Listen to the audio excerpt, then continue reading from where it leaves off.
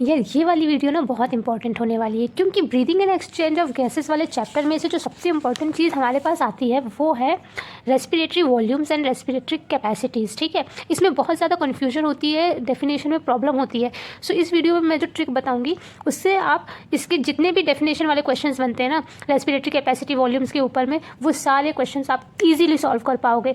तो इसमें आपको करना कुछ नहीं है, ये जो दिख रहा है ना ये अब मैं आपको इस डायग्राम को समझाऊंगी और इस डायग्राम को ही याद करना है। जब भी आप इसके क्वेश्चन सॉल्व करेंगे ना, इसका कैसे भी क्वेश्चन आ जाए, जब भी आप वो सॉल्व कर रहे होंगे तो आपको रिकॉल करना है इस डायग्राम का प्रोसेस।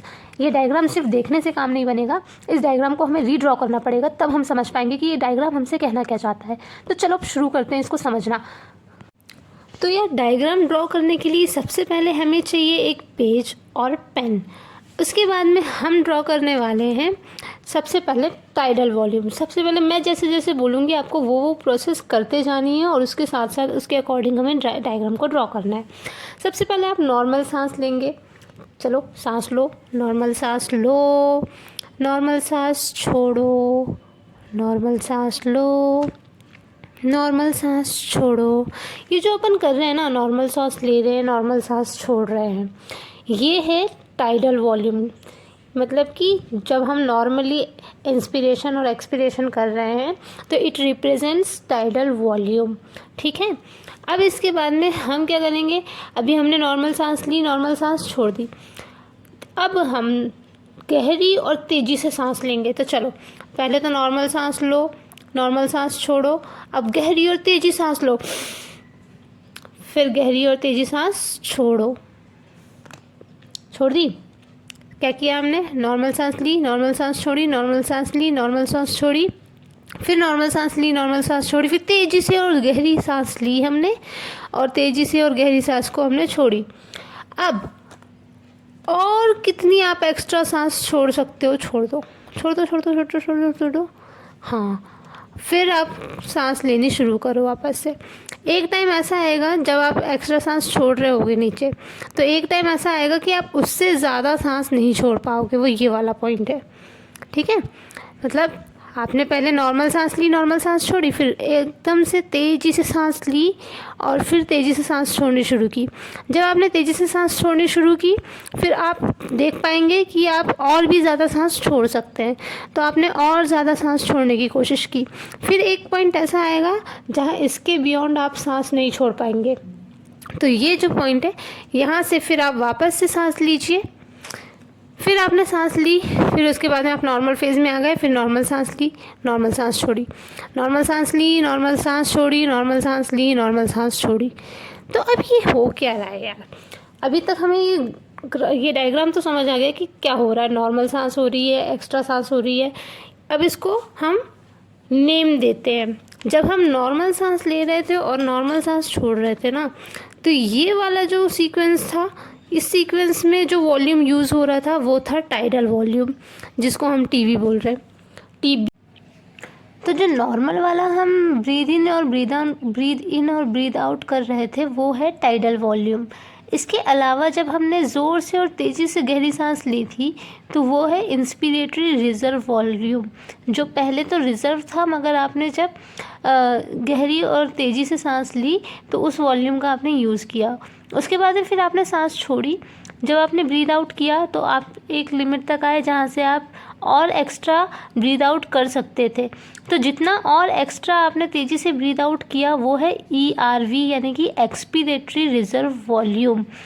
अब इस पॉइंट पे पहुंच गए जहाँ से हम और एक्स्ट्रा ब्रीद आउट नहीं कर सकते, बट तब भी हमारे लंग्स कोलैप्स तो नहीं होते ना। ऐसा तो नहीं होता कि अपन ने बहुत ज़्यादा सांस छोड़ दी बाहर तो अब हमारे लंग्स जो हैं कोलैप्स हो गए, ऐसा नहीं होता। तो कौन सा वॉल्यूम है जो लंग्स के कोलैप्स होने से बचाता है, तो वो है रिजर्व वॉल्यूम। यानी कि कुछ वॉल्यूम वहाँ पे रहता है जो कि लंग्स को कोलैप्स होने से बचाता है। इसके बाद में हमने वापस से नॉर्मल फेज़ में आ गए और अपनी नॉर्मल से सांसें लेनी शुरू कर दी। ठीक है, तो ये है वॉल्यूम्स के बारे में, टीवी, IRV, ERV और RV के बारे में। अब यार ये तो समझ आ जाता है, ठीक है, लेकिन इसकी डेफिनेशन में फंसते हैं कि इसकी डेफिनेशन में जो क्वेश्चन फ्रेम होता है उसमें हम फंसते हैं। तो उसमें हमको किन लैंग्वेजेस का ध्यान देना है वो आपको इसी वीडियो में क्लियर करके देती हूँ। तो सबसे पहले तो अब लैंग्वेज को सुनिएगा। The volume of air inspired और expired during a normal respiration, यानी कि जो ये नॉर्मल टाइम में चल रहा था ना, ब्रीद इन ब्रीद आउट, तो नॉर्मल रेस्पिरेशन के टाइम पे इंस्पायरिंग और एक्सपायरिंग की जो वॉल्यूम है वो क्या है, टाइडल वॉल्यूम है। बाकी इसकी वैल्यू तो आपको रटनी ही पड़ेगी। फिर उसके बाद में अगली डेफिनेशन आती है कि additional volume of air, additional volume of air a person can inspire by a forcible inspiration, यानी कि पहले तो हमारा normal inspiration expiration inspiration expiration inspiration expiration चल रहा था, फिर इंस्पायर किया, उसके बाद में और एडिशनल वॉल्यूम इंस्पायर किया। So the additional volume inspire after a normal inspiration, after a normal inspiration, the additional volume inspired by a person forcefully is known as inspiratory reserve volume. Again definition दोहराएंगे। After a normal inspiration, extra volume of air can expired by a person forcefully is known as inspiratory reserve volume. फिर उसके बाद में expiratory की definition देखते हैं क्या दी हुई है। तो additional volume of air a person can expire by a forcible expiration.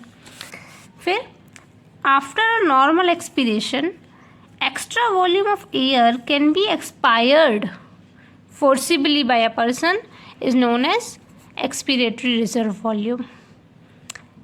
Okay, फिर इसके बाद में volume of air reserved, volume of air reserved in the lungs even after a forcible expiration, यानी कि फोर्सिबली एक्सपायर किया, उसके बाद में भी जो एयर वॉल्यूम लंग्स में बच गया वो रिजर्व वॉल्यूम कहलाएगा। So the volume of air remaining in the lungs even after the forcible expiration is known as reserved volume. Okay, फिर उसके बाद में कैपेसिटीज़ देख लेते हैं। तो इंस्पिरेटरी कैपेसिटी होती है, एक्सपिरेटरी कैपेसिटी होती है, वाइटल कैपेसिटी होती है, टोटल लंग कैपेसिटी होती है और फंक्शनल रेसिडुअल कैपेसिटी होती है। सो इंस्पिरेटरी कैपेसिटी क्या होती है? Inspiratory capacity is equals to TV plus IRV। ये चीज़ें तो हमें आ जाएंगी, ठीक है, इसको आप याद कर लोगे फार्मूला, तो फार्मूला तो याद हो जाएगा। लेकिन फंसते कहाँ पर हैं हम? फंसते हैं हम लैंग्वेज में, तो यहाँ पे हम लैंग्वेज को सीखेंगे, ठीक है।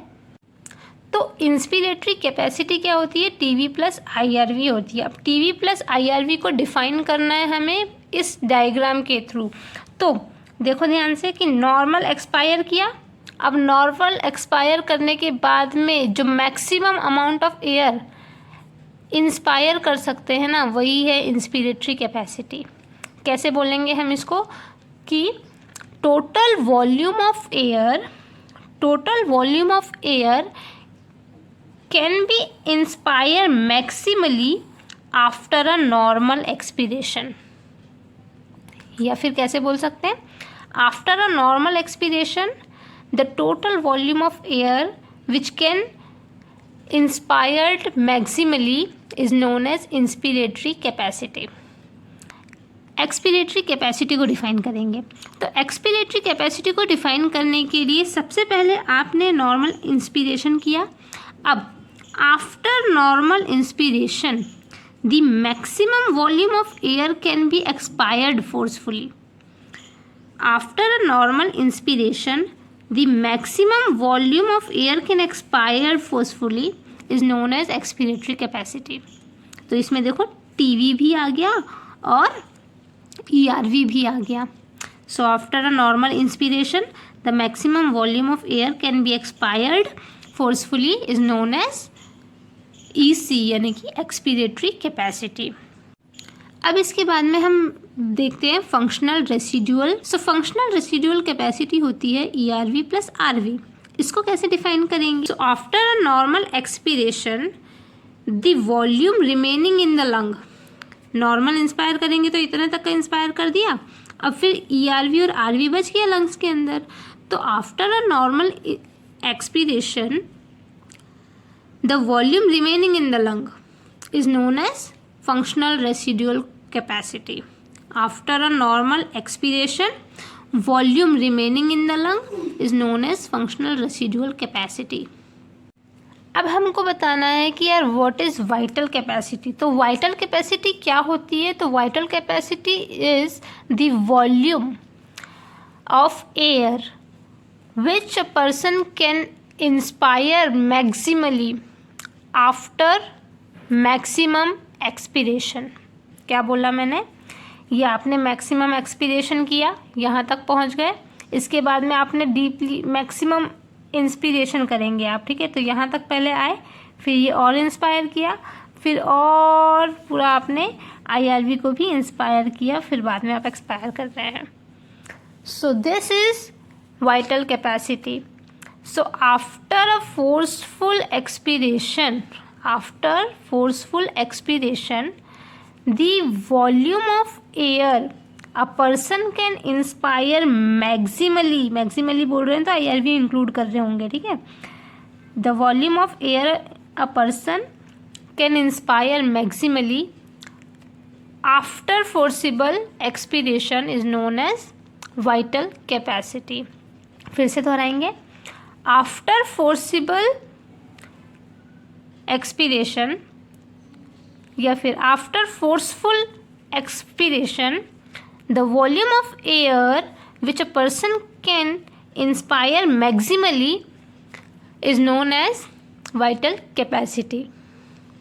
ठीक है. वाइटल कैपेसिटी में क्या इंक्लूड नहीं होगा?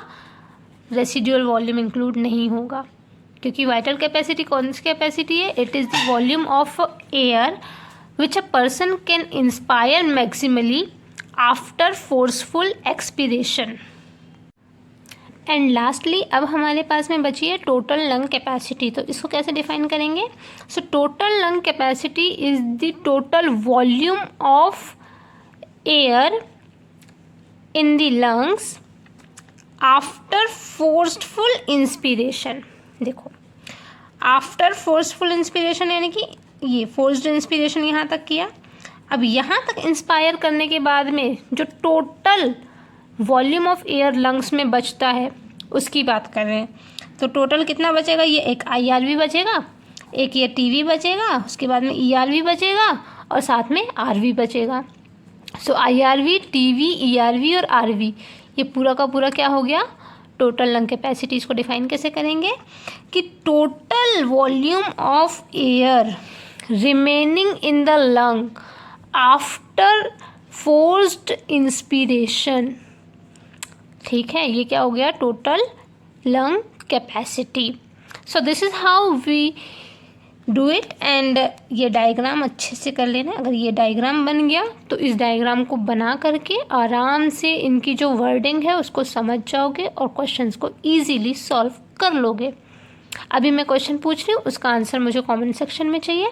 सो my question is, what do we call the volume of air which is remaining in the lung after normal expiration.